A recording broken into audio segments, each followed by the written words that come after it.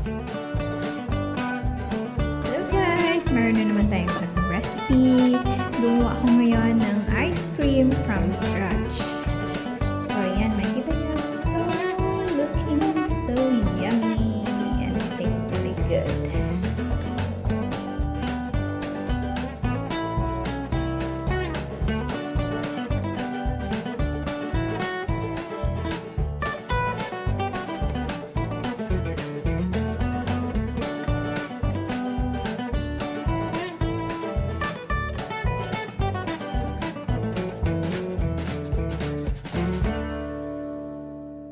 So, ito yung mga ingredients natin. Honey, cream, condensed milk, cocoa powder, hazelnut, and walnut.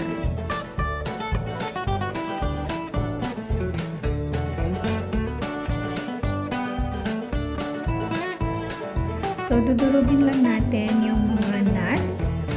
Gumamit ako ng plastic at itong sandok para durugin. Pero, hindi siya dapat na powder. Medyo meron siyang mga buo-buo pa rin para later on meron tayong mamumuya sa atin.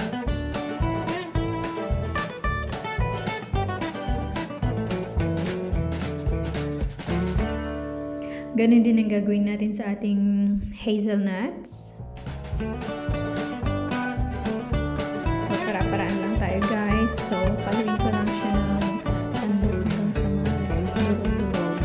Pero hindi naman dapat siya powder.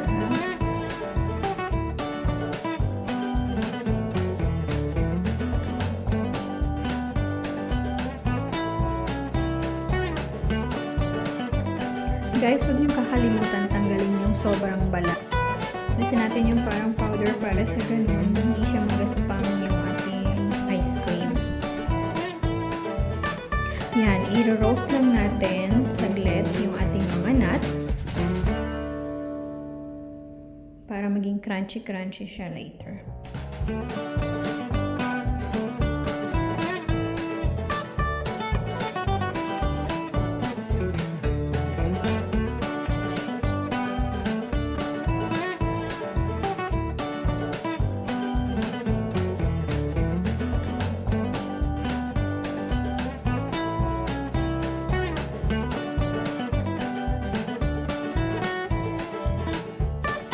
Pagkasamahin na natin lahat ng nuts, painitin na rin natin yung kawali, tapos ilalagay na natin yung tira-tirang honey.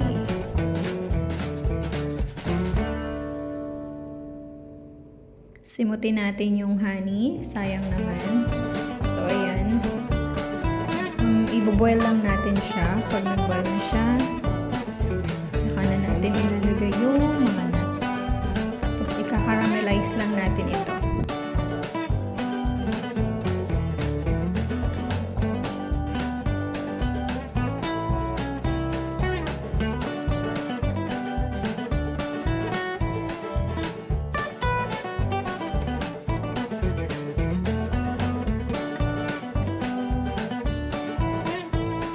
Ayan, ready na ang ating caramelized nuts. Isalin na natin ito.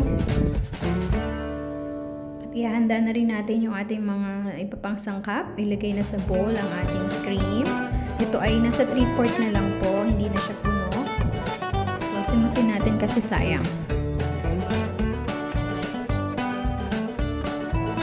Isusunod na natin ang condensed milk. Ito yung isang lata ng condensed milk pero bawas na rin.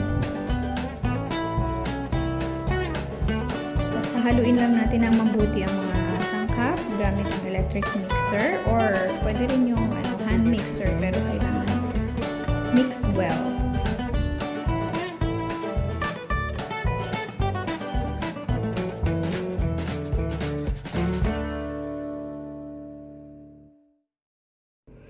Ilalagay na rin natin ang ating cocoa powder gradually lang para hindi siya mabuo-buo.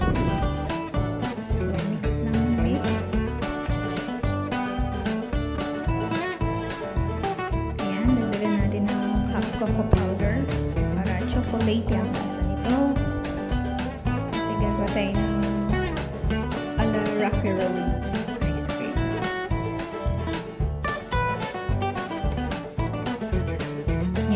na rin natin ang nuts. So, ayan, nagkabuo-buo siya. Dapat hiniwalay ko siya kanina bago lumamig kasi mahirap na siya. Pero at least hiwa-hiwalay pa rin naman yung mga malalaking nuts natin dyan. Mix lang. Mas matagal na pag may mix ito, guys. Dahil sa nuts natin, kailangan mix well.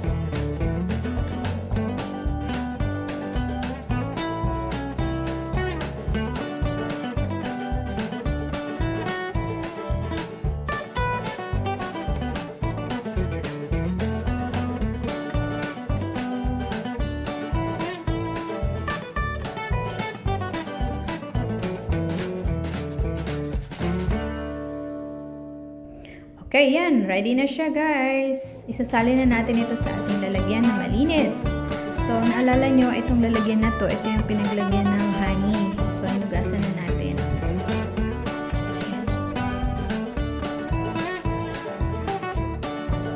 Takpan ito at ilagay agad sa freezer.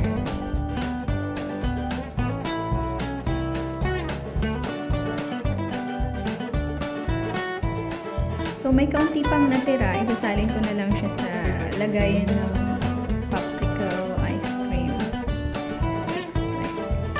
So, sakto lang, guys. Sakto lang lahat. Walang sobra. May natapang lang. So, ayan guys, kung nagustuhan nyo po ang aking mga recipes, huwag niyo pong makalimutan mag-subscribe sa aking channel. Like and click the bell button na rin para sa mga notifications sa mga susunod pang recipes. Thanks guys for watching. Stay safe.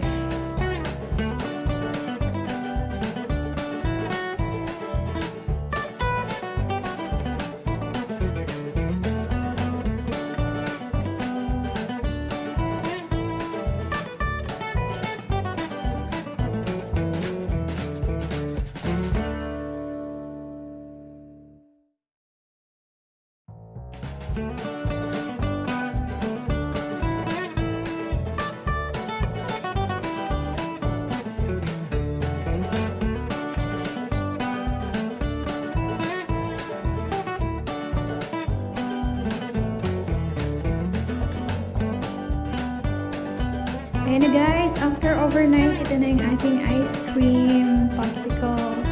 Tatikman na natin. Looks yummy guys. Look at that. Have a bite. Yummy. You know guys, I can't stop trying this ice cream. So yummy. Creamy. Wow, look at the nuts inside. Favorite ko talaga yung may nuts ice cream guys. Look. Rich of flavors. So creamy, yummy. Yung sweetness is exact lang siya guys. So siguro ang ratio ng cream sa condensed natin is 1:3. So 1 yung ating condensed milk and 3 parts yung ating cream. Thank you guys once again. Enjoy. Bye bye.